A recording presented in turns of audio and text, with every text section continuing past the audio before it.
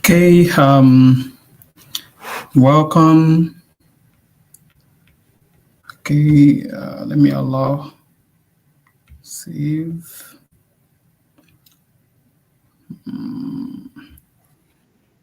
Okay, Abdulrahman. Wow. Can I say good Hey, morning? Or what time is it there in Finland?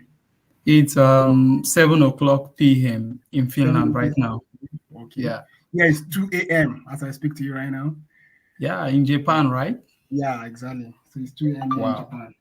wow, That's that's the time great. difference for you. It's a great one. Nice meeting you. Yeah, you too.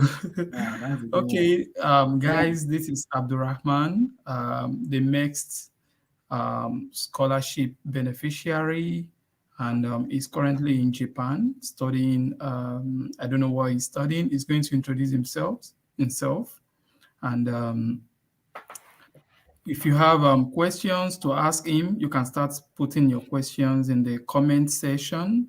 So I'm going to display your questions on the screen, and Abdulrahman will be available to attend to your question. Okay, first and foremost, my name is Ahmed Lawal, and I'm a master's student at the University of Turku in Finland. And I came into Finland as a scholarship holder or scholarship beneficiary. And since then, I've been always campaigning, propagating scholarships around the world on my YouTube channel.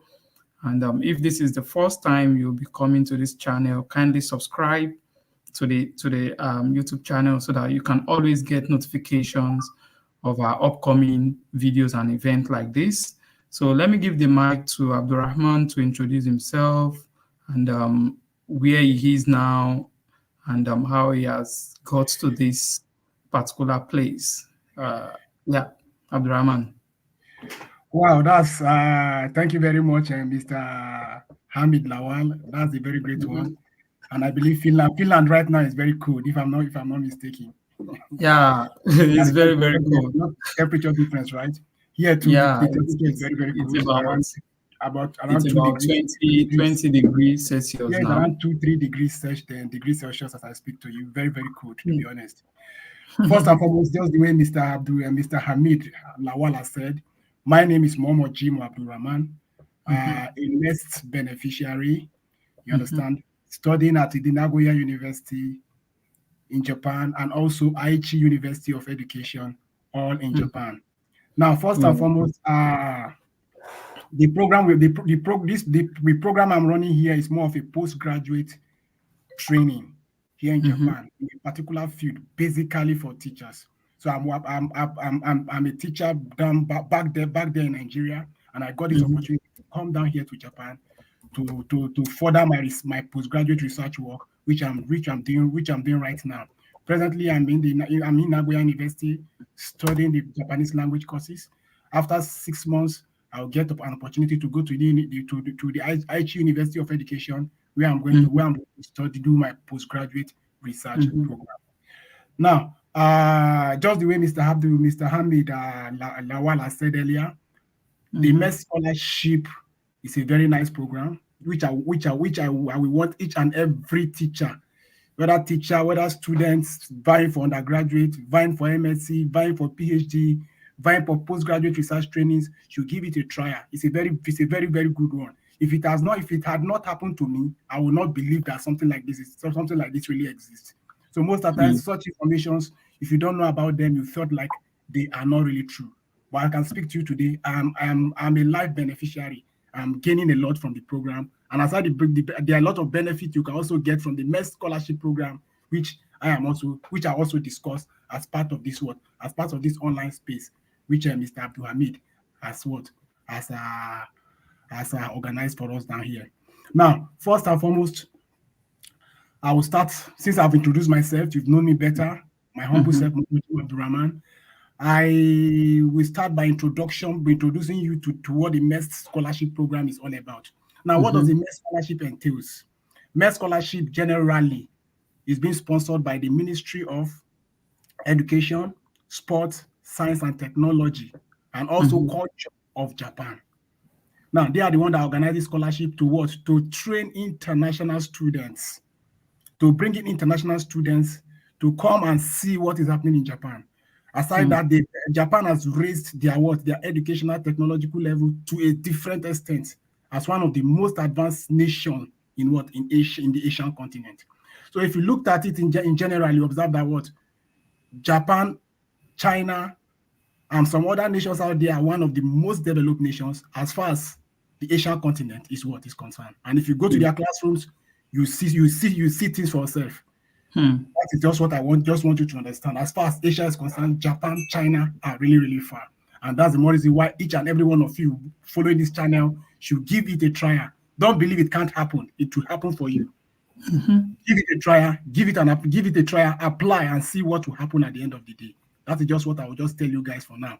Now, with respect to what we have, what I have to explain to you guys is about generally the MEST scholarship of a team. How do I apply? How do I go about some of those things that are very important as far as what the MEST scholarship is concerned?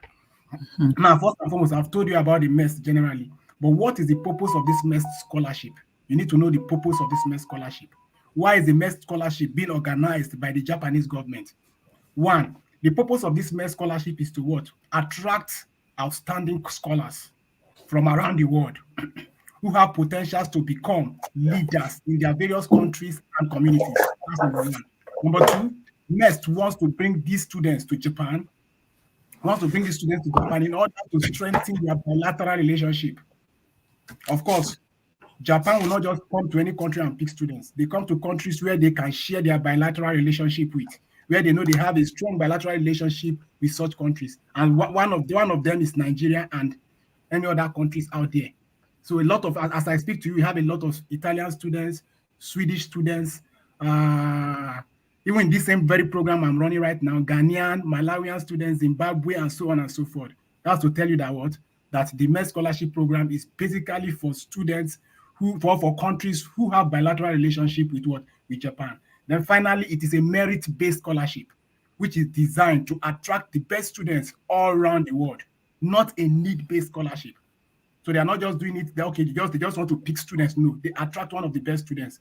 And at the end of the day, these students might end up also helping their economy to grow. Because you never can see one way or the other. You might be asked to work for them a little bit before going back to your country. So these are some of those things you need to take note of as far as the MEST scholarship is concerned. Now, the next aspect I'll be going to now is what is the scholarship route? What are the various scholarship routes required as far as the MEST scholarship is concerned? Now, we have basically two routes for this MEST scholarship program. One, we have the embassy route, and we also have the university recommendation route. Now, if I say the embassy route, that embassy route, generally, everything relies on the embassy. The application, when you're applying through the embassy, just like the teachers training program, which is the postgraduate research training we are going to talk about later. It's just like that. So you just apply through the embassy. As an undergraduate student, you apply through the embassy. Your questions, your examination questions, and everything will be set from Japan, and they'll bring them down to you. They'll set an exam for you where you are going to write with respect to your embassy. If I could still recall, we wrote our exams in Abuja then. You understand? Abuja, Nigeria then. That's for those who are in Nigeria, because I know there are a lot of students in this channel from all over the world. You understand? So now we wrote our own exams in Abuja then. We close to the embassy of the Japanese embassy. So that's the embassy route. Then we have the university route. In the university route this time around, the individual students now search for professors by themselves. Searching for professors by themselves in the sense that you have to code mail a professor, basically for what? Postgraduate research programs, which include the like of MSc, PhD. Basically, they are the ones that do this, that undergo this method. Basically, they code mail a certain professor in your field of study. Is this professors now that will now determine, oh, this man's research work, oh, is it okay? Is it good for me? Oh, I love what this man is talking about. Oh, okay, let me give him an interview. When you are not giving an interview and you pass that interview to the response of that professor might not decide on his own to recommend you to MEST that you are eligible for a scholarship. That's when you are following through the university route. We have a lot of universities in Japan. Japan has over 47 prefectures. Each of those prefectures has a lot of universities. I'm in Aichi Prefecture as I speak to you. Aichi Prefecture alone, we have about 3 to 4 universities. Nagoya University is there. Aichi University of Education is there. We have major university. We have Nanzan University. Those ones do are private universities anyway. But basically, since it's a government-sponsored scholarship, it is always for the what? For the government-owned universities. So that is one thing about the two roads we are talking about. But for the embassy road, is one of the easiest because you will not struggle. Everything will be done for you. That embassy route has about 4 stages. You have the documentation stages where you submit your documents to the embassy. You have the evaluation or aptitude test writing, where they evaluate your credentials and they invite you to come and write an aptitude test. After the aptitude test, you either undergo online or oral interview. Everything will be done by the embassy. Then at the end of the day, the Ministry of Foreign Affairs feedback, where you'll be asked to wait for a certain period of time to determine which professor will accept your work, which professor will accept your research thesis. It is this professor any professor that accepts your research thesis now, that is the university you are likely to be to carry out your MSc or your PhD program. So that is all about the route required as far as the MEST scholarship is concerned. Now, what are the various forms of MEST scholarship we have? We have the undergraduate scholarship, which I once told you earlier. Some of you guys might be undergraduate in this very space as we are speaking right now, and you want to give it a trial. You can apply through your embassy in your various countries. We have the vocational schools. We have the postgraduate research trainings, which include the like of MSc, PhD, and postgraduate research trainings, e.g., the teachers training program. The next one, we have the MEST Teachers Training Student Program, which I talked about earlier. So all those ones, we are still going to talk about them one after the other. Now, for the undergraduate, I told you basically the undergraduate route, the best route for the undergraduate is that of the embassy route. The postgraduate training or the postgraduate program, which is either MSc or PhD, can either use the university route or they make it also the embassy route. Then the next aspect we'll be looking at now will not be the postgraduate research training program, which is basically meant for teachers. Now, that very one is basically or purely for the embassy route, which is the one I'm going to share to any teacher that is online right now. It is a great opportunity for you to apply and see yourself in Japan in the nearest future, basically like 2024. Now that route is very easy. That route is a bit easier because most of those things you are going to do are all done by the embassy. Just the way I told you earlier, in the embassy route for under this teachers training program we are talking about, which I'm presently running now, first and foremost, there is a documentation stage. Just the way I told you, after the documentation stage, you have the evaluation stage, stroke aptitude test writing stage. We have the online or oral interview. Depending on the condition, you might be called for online or oral interview. We have the Ministry of Foreign Affairs feedback, which we are going to look at also later. Now, in this very process I just stated so far, before we go further into the MEST teachers training program, which I want to explain better for you, because that one is all right now, and it will be closing on the 5th for Nigeria, for Nigerian embassy now. It will be closing on the 5th of February. While for other countries, they can check the deadline for in their own embassies too, because all countries have their own deadline. But for Nigeria's deadline, it is 5th February 2024. So we still have enough time for you to be able to arrange your application, put them in order, and get things done at the right time. Now, under that aspect now of the MEST teachers training we are talking about, we look at what the qualifications and conditions required. What are the various qualifications and conditions required? I have the site here, which I'm going to also share with you on my chat or in the chat channel here for you to see how you can apply for that anyway. So I'm going to do that right away before I start my explanation with respect to the MEST teachers training program which we are talking about. Let me do that quickly.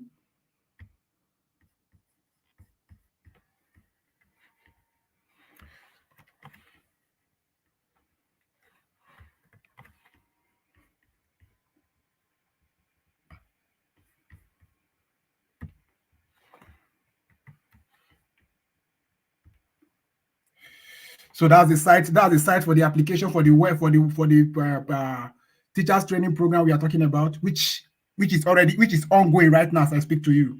So applications have been ongoing to the Japanese embassy in Nigeria or in other parts of the world. So I indulge each and every one of you to give it a trial and let's see what will happen for you. Now, let me strictly explain how that one is being gotten, because that one is almost closed by now. As I speak to you, 5th February it will be closed. The February deadline is for almost all embassies precisely, but a particular date for Nigeria is 5th February. Now, for this aspect we are talking about, we have the qualification and conditions. What are the various qualification and conditions as far as what the MEXT scholarship program is what is concerned? Now, if you are looking at the conditions now, from this site I've sent to you so far, the conditions are there. But it is very important for me to review these conditions for you to take note of what you are likely to face. Now, first and foremost, nationality. Applicants must have the nationality of a country that has a diplomatic relation with what Japan. So if your country doesn't have a diplomatic relation with Japan, automatically you can't access that scholarship, because it is more of an embassy route. It is not something you just apply and you just get. Secondly, age. I think this is one of those things that screened most of the teachers out of this type of scholarship. What's the age? The age for this scholarship is maximum of 35 years. So anybody that means an applicant must be born on or after April 1989. If you calculate 1989 to date now, you observe that person should likely be exactly 35. So anything beyond that, 1987, 1988, that person is out of the race. That's what they are telling you indirectly. Then the next thing is what? Academic and career background. An applicant that wants to go through this route, for example, one must be a graduate from a university or teacher training school, and has also worked as a teacher either in a primary, secondary, or tertiary institution. That's the more reason why it is very important for you to take note of that. In most cases, they won't exclude universities out. They won't exclude universities out. It is basically primary and secondary school teachers. University teachers and university lecturers are not even included. Then the next aspect of it, under the conditions and qualification, that applicant must be willing and ready to learn the Japanese language, which is very important. There's no way you come to Japan if you don't understand the language. You find it difficult to carry out your everyday life. Because when you get to the language school, you spend about 6 months in the language school. That is what you'll be taught all throughout. That is what will give you the opportunity of learning Japanese language at all costs. After learning Japanese language for 6 months, you now progress to carry out your research work based on your academic field of study, or based on the subject you are teaching out there, either in the secondary or in the primary school. Then next, we will now look at the health. In the aspect of the health, applicant is expected to sign the recommended health form during the stage of that application. There's a recommended health form you are expected to sign to show that, okay, this person is physically fit, mentally okay, to carry out a postgraduate research training or an MSc or PhD program for the next 2 years or 3 years for PhD. So these are some of those things you are expected to take note of. Then applicants should also be available, because the arrival date for Japan for 2024 applicants is likely to be ending of September / early October, because the program starts ending of September / October. Some schools start early, some start in September, while some start a bit late. They start early October. So these are some of the conditions these are some of the conditions you are expected to take note of as far as the application process is concerned. Next is placement. Very, very important. We talked about this. Now, since it's an embassy route, the form for the placement is also there. I can also share my screen with you so that you see the form for the placement I'm talking about. Let me see. Okay. You can see the placement preference form we are talking about here.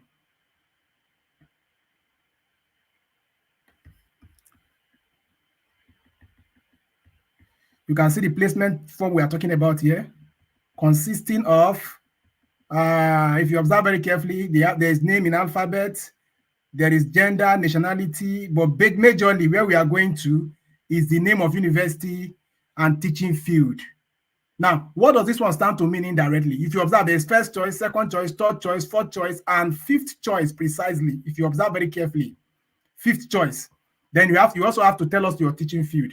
Now, this one I'm talking about, this part I'm talking about generally, that is the part that will determine where you are likely to be placed. For example, myself, I study chemical engineering during my university days. You understand? And I teach chemistry back then in Nigeria. Now, teaching chemistry this time around, automatically, being an engineering student, I know the areas I'm likely to be is either physics, chemistry, or mathematics, for example. So now it's not left for me now to look at which field do I think that I am better at, I am very good at. Is that field that will determine, okay, this is where I'm likely to be. At the end of the day, since I've been taking chemistry for a long time, and I also take mathematics, I decided to write my because there will be a platform or a form where you are going to fill your research, your research thesis, which you want to carry out here in Japan. So that research thesis now will not determine, okay, which way are you going to? And that research thesis must be related to your field must be related to your teaching field and also your course of study. So since I read chemical engineering, I felt like, okay, I teach chemistry and also teach mathematics. And as an engineering student, definitely you need to understand, you need to know mathematics. So I just felt like, okay, it's an opportunity for me to pick mathematics and chemistry. So now I went to my course field or my course guide. There's a course guide in the application form there. That course guide gives you the various universities in Japan that runs this program, which we call the Teachers Training Program. Now, that opportunity given to me. Now, I open the course field, look at the various programs they have there, and look at the various universities that fit in perfectly into my research field and what I plan to do in Japan. So that's what gave me the opportunity to pick my first choice university, second choice, third choice, fourth choice, and the fifth choice. And mind you, it's not a must that at the end of the day, you might end up getting admission in any of these universities. But just where I told you, and the embassy route is one of the easiest routes. And for this teachers training program, you only have embassy route. There's no any other route as far as teacher training program is concerned. Now, this very route we are talking about is what, let me say, is the easiest because you just go and relax.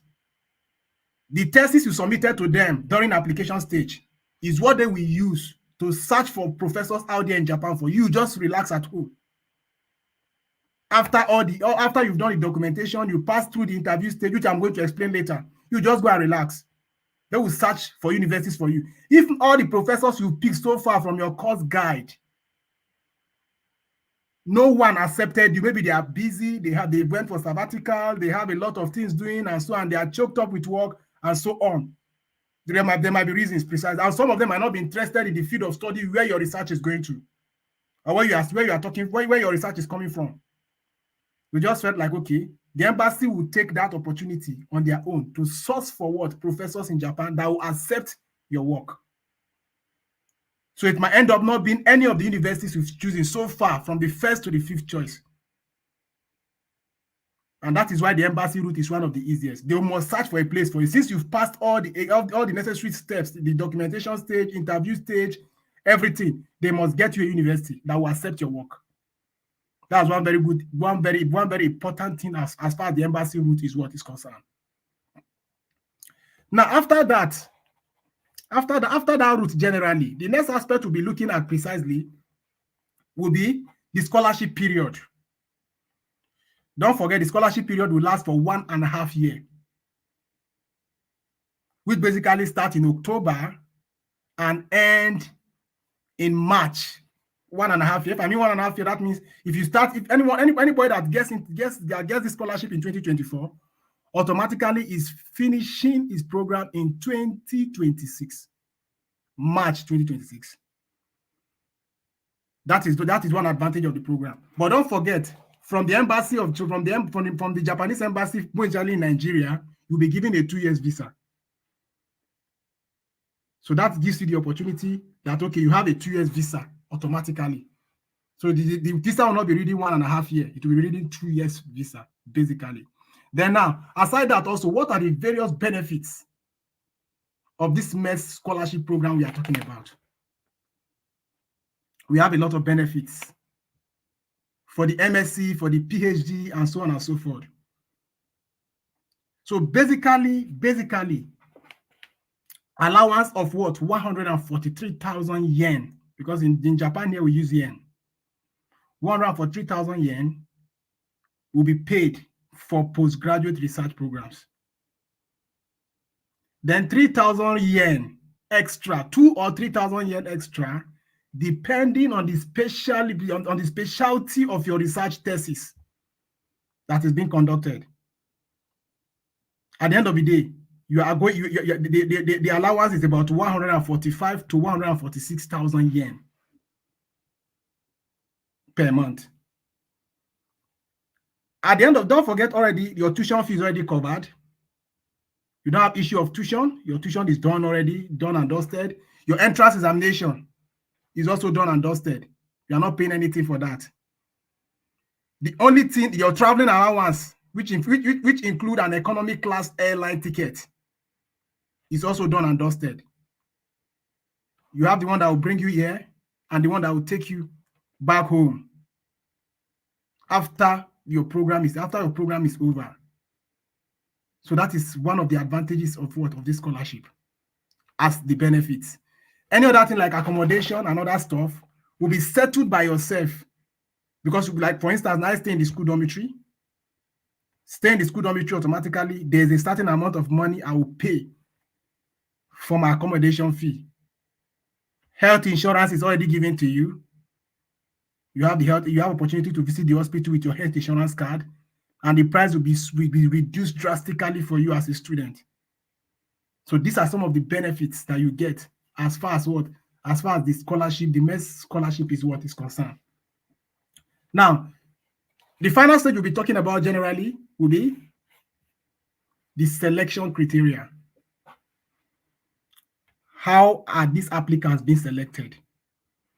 What role or what method are these applicants being selected? Just the way I told you earlier, it is a merit-based scholarship. It is not a need-based. It's a merit-based. My set that left Nigeria to Japan last year, basically we're just 6 in number. 6 of us are scattered in different universities around Japan. So what am I trying to say? It is more like it is very, very competitive. Though I'm not sure, I might get my figures very wrong, but only during the application stage alone, over 2,000 applied. So what am I trying to say? It is very competitive. And since it's a teachers-based scholarship program, everybody will have an interest. Interest in the sense that a lot of teachers will want to also give it a try. But at the end of the day, after the documentation stage, we are only 28. I saw after the documentation stage. And I believe this also boils down to age, because a lot of teachers have been teaching for a very long time, and as I speak to you, their age is long gone. This could be as a result of age. You understand? Basically, I know most of them are screened out as a result of age. At the end of the day, we're only 28 that was shortlisted after the documentation stage. That automatically led us to the evaluation, aptitude test, and aptitude test writing. The aptitude test writing consists of this thing I'm explaining also goes for both undergraduate and postgraduate program. But for the undergraduate programs now, depending on your field of study, which I will explain later too. This one now is just for the teachers training program, which is closing on the 5th of February for now. Now, at the end of the day, the evaluation and what? And aptitude test writing. The aptitude test we are talking about consists of basically English and Japanese. You might be surprised when I say Japanese, right? Yeah, Japanese. I know what it took. Well, I know how long it took me to at least just learn 1 or 2 things in Japanese before writing that test. When I was shortlisted for the interview, it wasn't an easy one to be honest. But at the end of the day, all in all, we are all here. That is the most important thing. Now, that Japanese we are talking about, basically, it will both of them will add to your score to know whether you are qualified or not. So the English language was the one that is more serious because this is your own language. This is the language you speak every day. So this one now, more points will be attached to it. But for the Japanese language, all of us seated that very day knew that this Japanese language we are talking about is a difficult one because it's not something you have been taught before. You only crash yourself to just partake in the interview and be able to put something down.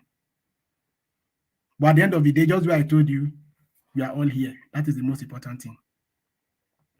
So from that point, online interview will take place. It might be online, it might be oral. But in our own set, it was online interview. We interviewed, asked questions about your research work. What are you going to Japan to do? What kind of research do you want? This research you want to carry out, how is it like? I could still remember, I think the secretary to the Japanese embassy here that time was the one that she was seated. She's a Japanese. She was asking me some of those questions too. What am I going to Japan to do? What are my plans in Japan? So you have to explain yourself. You have to explain your research work. You have to explain your research thesis. Okay, well, this is what I want to do. This is my plan. How does this thing solve the problem, your problem back home? These are some of those things we discussed. They asked us all these questions. I spent about 20, 30 minutes with them. Then finally, we went, after the online interview, letters came out that, okay, congratulations. So we are now at the waiting stage where our documents, your transcripts, your WAEC result you submitted all through will be notarized. Notarized, that means taken to court to validate those documents, to stamp on each and every document you submitted to them. Send them the photocopies. That is what we mean notarize your documents. After notarizing your documents now, they will now take your documents and send them to Japan to determine, okay, these documents you've sent so far, are they real or fake? That is the more reason why they want to do that. That is the more reason why they want to know whether these things are true. And so definitely, I believe they will contact your various schools where you are coming from, where you claim you attended. They'll check 1 or 2 things about you there. Mostly the result you presented to them, and that is what will determine your fate. So all in all, everything was successfully, and at the end of the day, I found myself here in Japan. That is the most important thing. So that is this what I'm talking about is the teachers training program, which will be closing on the 5th of February, which is very important. And I'm urging teachers to go out there and apply. 6 of us right now in Japan. I'm not joking, it's something that is very real. And as you are following this channel, you are following this channel, you see a lot of other scholarship programs out there. Don't underrate yourself.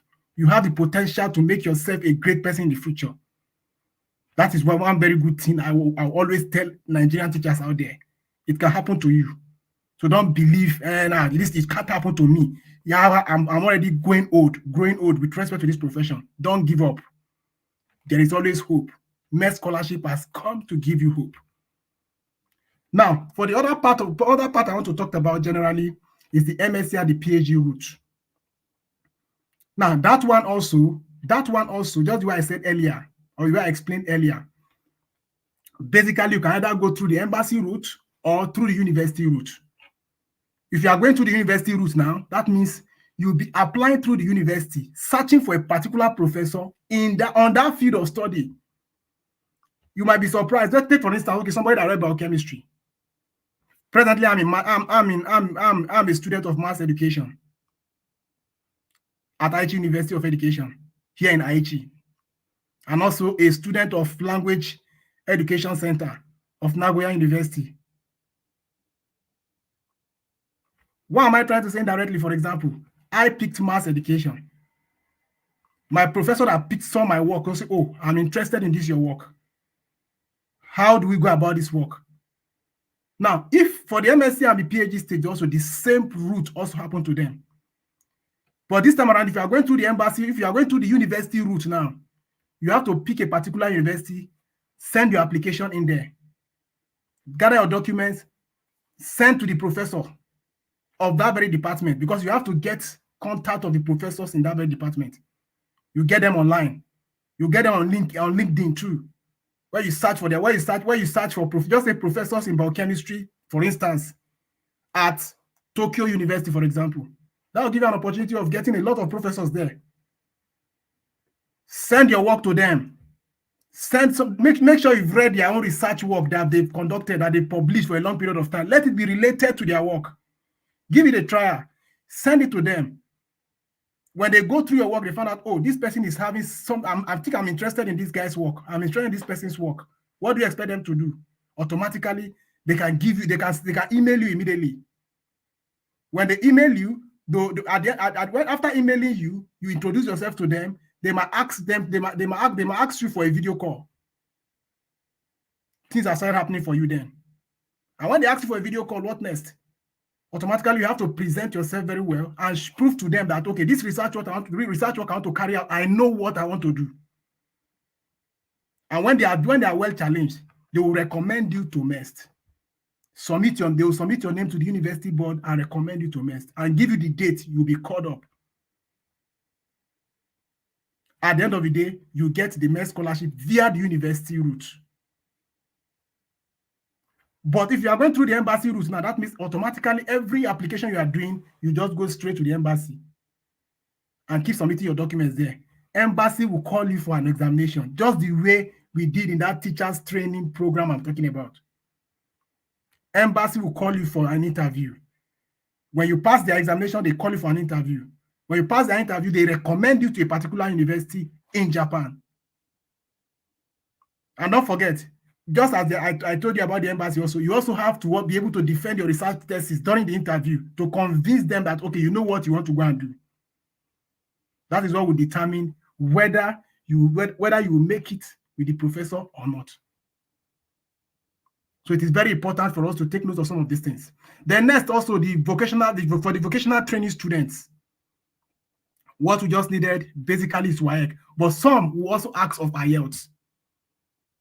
The English test we are talking about. Some also ask of IELTS. But for Nigeria, being an English-speaking university, or being an English-speaking country, for example, IELTS will not be much of an issue for us.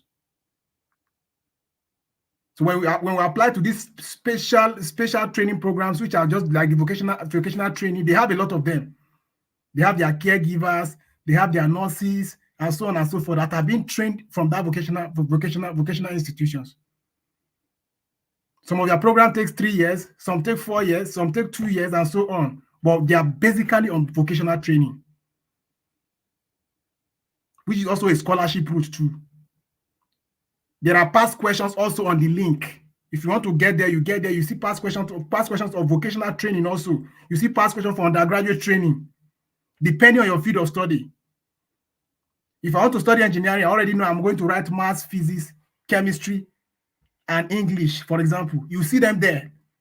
Download them, study them, and get yourself ready for the challenge. That is under the vocational training. Hoteling is there. I saw somebody, although it's Japanese precisely, that is learning how to barb there. All these ones are also routes. Some are there reading catering services. Some are there reading hospitality management. Some are also there. A lot of things are just there. Which some of those things I was wondering, vocational training, what are they really doing here? But it was really wow when I saw them. So I still believe these are opportunities that we need to grab. Take note of these opportunities and just apply to them. You never can tell. Then lastly now is that undergraduate we're talking about. You can just talk about the vocational training. That of the undergraduate, is more of an embassy route. Unless if you want to go as a private, as a self-sponsored student. That one is a different thing entirely. But if you want to go via the scholarship route, you have to go through the embassy.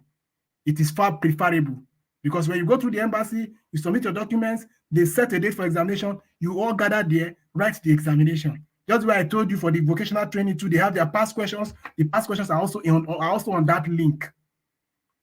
Open up the link, check for just search for vocational training students. You see the link there. Download them, go through the questions and see chemistry, physics, and other things are there also for undergraduate. Even for the teachers training program, you see their past questions too there. All these things is just to guide you for the kind of questions these people do asked and get yourself prepared. So I think these are the necessary things I think you are expected to take note as far as what the MEXT scholarship is what is concerned. So I don't know if you have any questions you want to ask me. Thank you so much. Thank you, Abdulrahman. I'm here to give you the right answers to your questions. Yeah, thank you, Abdulrahman. Can you hear me? I can hear you. All right. Thank you so much for the detailed explanations on the several routes to travel to Japan. You've mentioned the teacher training program. You've mentioned the undergraduate program. You've mentioned the bachelor, master's program and the PhD program. And at the same time, I think you also mentioned the vocational training program. So guys, let's use the link that I'll be sharing on the comment section. You can use them to explore these various routes that you can use to travel to Japan. Okay, my question is, before we begin to answer questions from the comments, I want to ask that can applicants come with their dependents? If they have any dependents, can they come with their dependents or it's just for them alone? Yeah, you can come with your dependents, but the 6 of us that came here right now, I think about 2 or 3 of us are right now are with their dependents. Okay. Their dependent. Though you are not allowed to come with your dependent immediately where you are going. But immediately you have been here maybe for 2-3 months, you can apply for certificate of eligibility. You understand? And also and invite your dependents over. You understand? And they will come around. You'll be given the certificate of eligibility. No serious issue. As far as you are a scholarship student, and if you observe this for being a scholarship student, you automatically have what we all call it 146,000 yen, which is more like the minimum wage in Japan. You understand? So that one is enough for you to take care of yourself and your family. And don't forget, as a dependent, your dependent can work all through. You understand? In Japan. Why, as a student, you can only work for 28 hours in a week, depending on your university. Some universities are strict and tell you not to work. You understand? Then you can only work for 28 hours within a week during the school days, but during holidays, you have opportunity of working for what? 40 hours per week. Okay. So can there be a kind of permanent residency after the program, or coming back is finally coming back? Well, normally for the MEXT scholarship program, you are expected to come back. Okay. You are expected to be back home. Definitely. Why is it like that? Because if you observe generally Japan is not like Europe. It's not an European nation. You know how these Asian countries behave. They are more like, how will I put it? They are more like, I don't know how to put it. I don't know how to put it anyway for you to understand. They don't, I don't know, to get a permanent residency from them is not an easy task. It's very, very difficult. If you give birth to a child, it is either you denounce the child original nationality, and let the child claim full nationality here. You understand? That's the only thing you can do. Even if you give birth to a child here as a foreigner, except the child will denounce his original nationality and claim that he is from Japan automatically. I think that's the only way I believe he or she or that very child can get what we mean by permanent residency. You understand? But if you observe, for them to also get permanent residency again, I've seen a lot of persons having here precisely. One, maybe through marriage. You understand? Because I could still remember during the Xmas period, I was able to meet 1 or 2, 3 persons, which I observed, they got married to Japanese. You understand? Or the Japanese men marry some of our ladies, while some of our men marry Japanese ladies. You understand? So automatically now, that permanent residency will somehow be there. You understand? But normally, just the way European countries would do, if you stayed in an European nation for like 4 or 5 years, you be given a permanent residency. I don't really think so. Then aside that also, you can be given a work visa for you to work here in Japan. That one is a different thing entirely. And if you have that work visa, automatically you can stay here for as long as you can and keep doing the job. When the work visa, when maybe you decide to leave, quit the job, automatically you have to return back home. That is just the basis about the residency in Japan. Yeah, thank you so much. So this is the first question on the screen. Do they have bachelor's program for artificial intelligence or IT or computer science, I think? I think if you are talking about IT, computer science and tech, this is the home of computer science and tech. My brother, this is the home of computer science and tech. Because everything you are saying, even when I came in here, I was asking, is this heaven on earth or how? Do you understand? A lot of things here. If you still observe back there in Nigeria, you still see some things being done locally and other things. Brother, everything you are seeing here is real. Okay. If you're talking about technology, they are there. If you're talking about how will I call it, artificial intelligence, they are there. If you're talking about data process, as I'm speaking to you now, the data I'm using is almost for free. You know that someone I'm talking is free. I didn't pay a dime. So this is the home self of it. These people are far in terms of that aspect. So they are most of the universities we have there will have those courses. You in Nagoya, the university I'm in Nagoya University, you get those courses there. Okay. You have computer science, you have cyber security, you have data tech, and so on and so forth here in Nagoya University. You understand? So if you want to apply, I would advise that person to pick Nagoya University. It's also one of the best universities here in Japan. Okay. I think can you maybe you send it to me, then I attach it to the details, the description of this video, the list of those universities that they can apply to, maybe links to the, or if there is a single link they can use to apply to those schools, then you can just forward them to me. The next question is, can someone apply through the university and embassy at the same time? Yeah, I think is that I think that one is possible, because the reason why I say so, like let's take for instance now, like for the teachers training program, it is specifically embassy route. Okay. So you can't be applying, you can't be doing your application differently. It is purely embassy route. But if you are looking at the university, the other method also, there are some certain universities that will just bring out application. Oh, we are searching for for students, so and so. You understand? You can give that one a trial and could mail a particular professor. The professor accepts your works, fine. Then you can also apply through the embassy too. You understand? Concurrently. But at the end of the day, you just have to pick one, because both of them, we can't be moving with both of them at the same point in time. You understand? One at the end of the day, if one is clicking for you, you have to forgo the other. That's how I see most of them who are applying for PhD does here. Even those that code mail alone, they don't just code mail for just one university. They could mail as many universities within Japan as they wanted. So that will give them an opportunity for them to be able to get access to other professors out there. And a particular professor who knows might be interested in your work that is not even in the university you wanted. You understand? Okay. So the next question is this. Is Japanese language compulsory? Yeah, Japanese language is not really compulsory, because if you observe, like for the one I'm doing right now, the program I'm doing right now, Japanese language is not really compulsory, because most of the lecturers here, maybe not all of them precisely, they understood English and they understood Japanese. They might not be understanding the English fluently like the way we speak right now. You understand? But when you speak to them, they get you. You understand? Then some of them are there that don't even understand the English at all.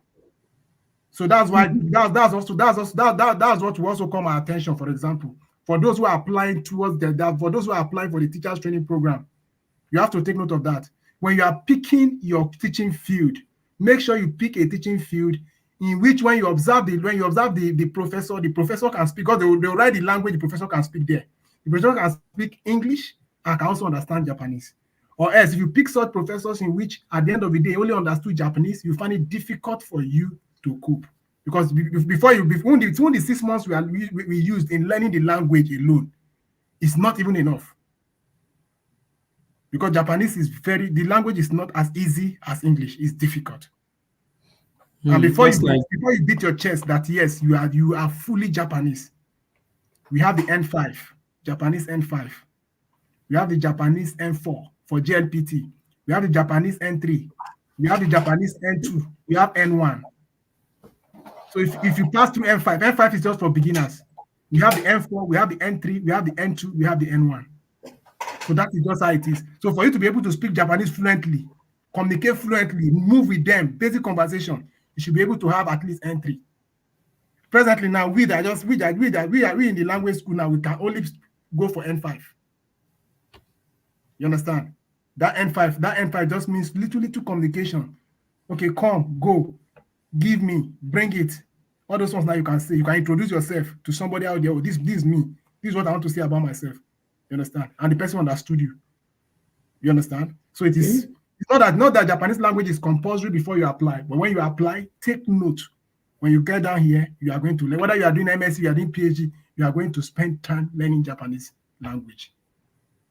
Okay, thank you. The next question is, since the exam is going to be at the embassy, do we have to be there physically, or there will be a center very close to us? Yeah, there will be the one we wrote then. I think if I cannot mistake, is in the government secondary school. Government secondary school. I'm trying to record that. I'm trying to record the location itself. Government secondary school within Abuja metropolis there. Not really far away from the embassy anyway. So we use that government secondary school to write our exams that day. Like if somebody is from Lagos, will there be a center in Lagos for the person to write the exam? Everybody came to Abuja. We all gathered in Abuja. Okay. And don't forget the message for the message for the aptitude test has been sent, will be sent to you about a week or two with a reminder. So all of us all are gathered at Abuja. So it's at Abuja where we gathered now. We all get to meet ourselves, you understand? And we are giving the exams to write. Okay. So I think the last question is this for now.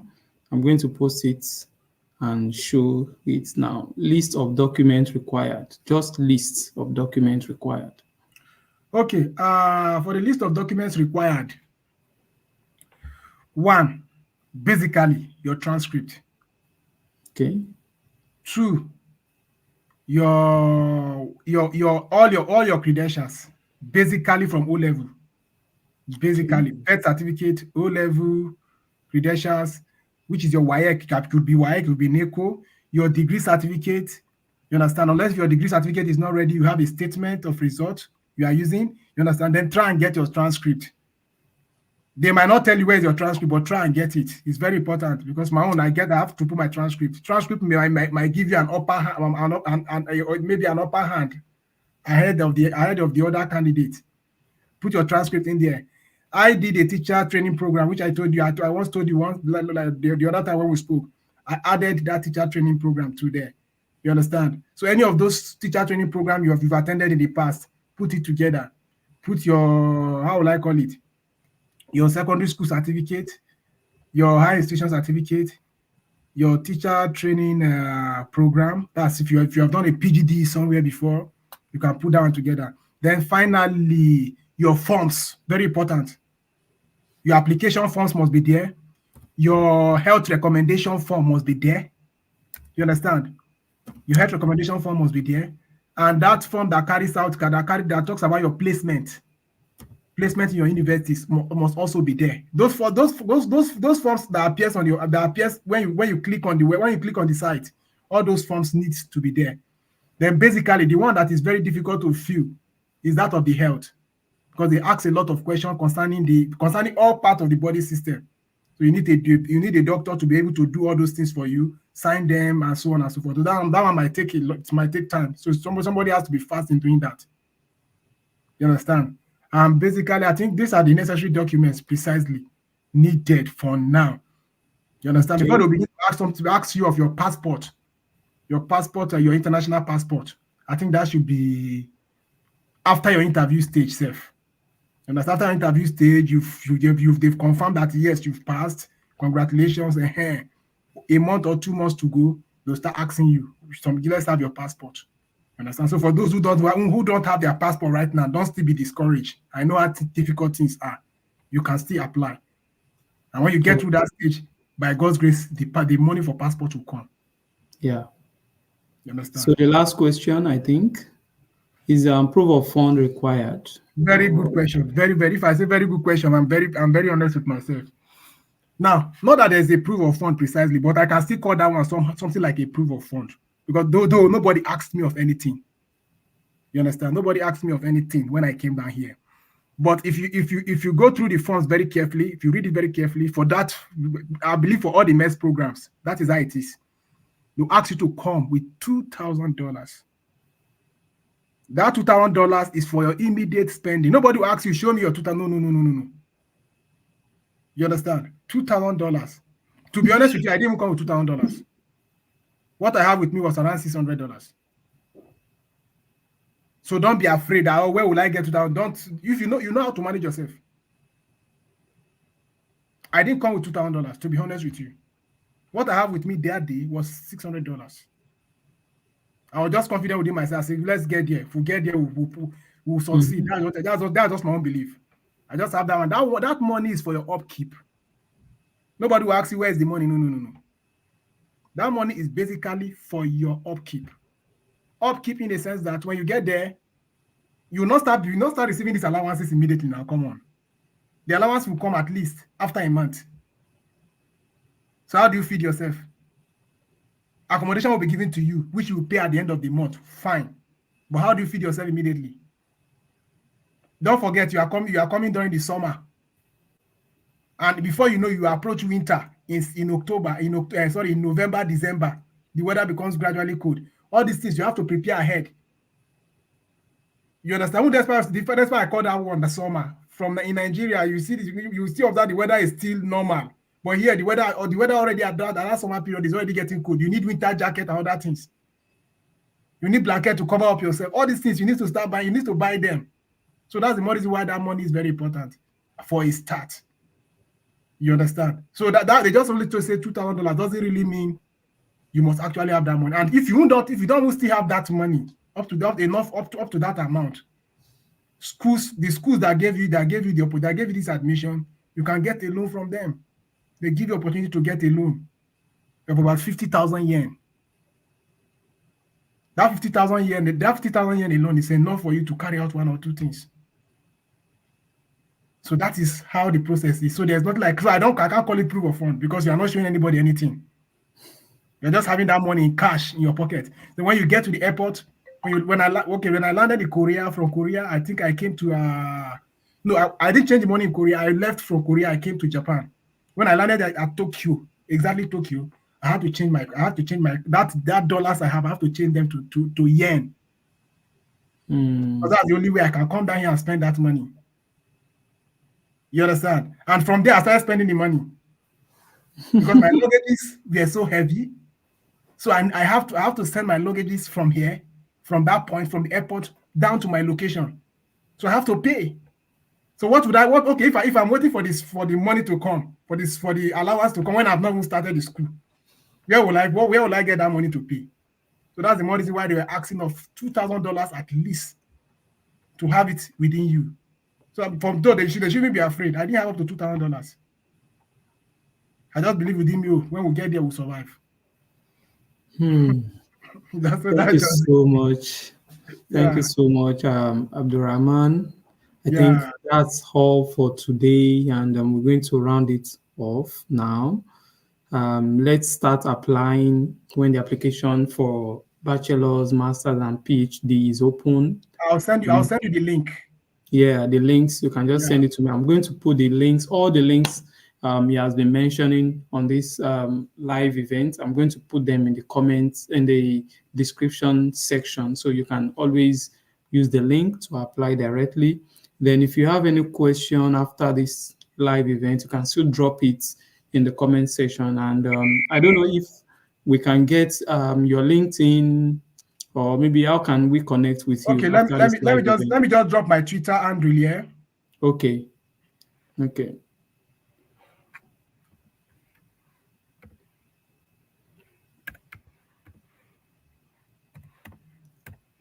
Okay.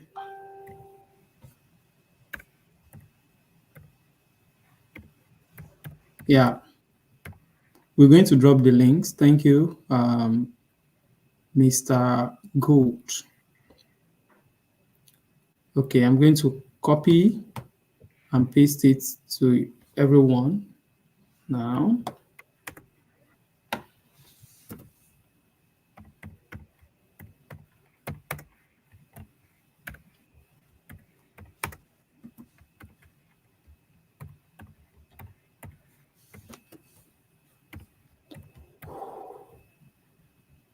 Okay, so this is the Twitter handle.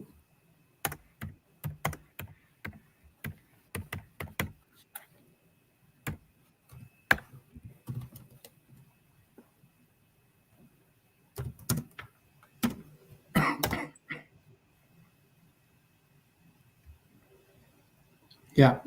So if you're just joining us, you can just watch the recordings of this live event. It's available on the what's it called, on my channel, Scholarship Sports TV. And thank you so much, Abdulrahman. Thank you everyone for being here with us. I really appreciate your presence. And then subscribe, like the video so that you can always get notifications for other videos like this and events like this. If you have any other question, as I said the other time, send it to the comment section. I'm going to provide answers to those questions after the event. And then we have a group, a WhatsApp group. Maybe I should add Abdulrahman to the group so that if you have questions directly, you can also assist through the group. So the link to the group will be attached to this description as well. And I think that's all for now. Thank you so much. And let's have a good night rest. All right. Everybody. Thank you very much. Yeah. Guys, just try and apply. Don't give up. There's always hope. Yeah. Thank you. Finland application will close tomorrow, and now we're going to start with the Japanese application. There will be application in summer, right? No. This application would end tomorrow, but they would people admitted for this application will resume in autumn. That's around August. Okay, and then there is another application in March, which will open. I'm going to notify everyone when the application is open. So that there will be another application this very March. Yes. There will be another. And when will those one resume? They will resume together with those that had the first round application. They will resume together in August. Everybody in August. Okay. I was thinking after this application, the next application will likely be in August for those ones to resume next year January. That's what I was just thinking. No. Okay. That's very great one. Nice meeting you once again. It's my pleasure for each and every one of you. Bye. Yeah, bye. All right.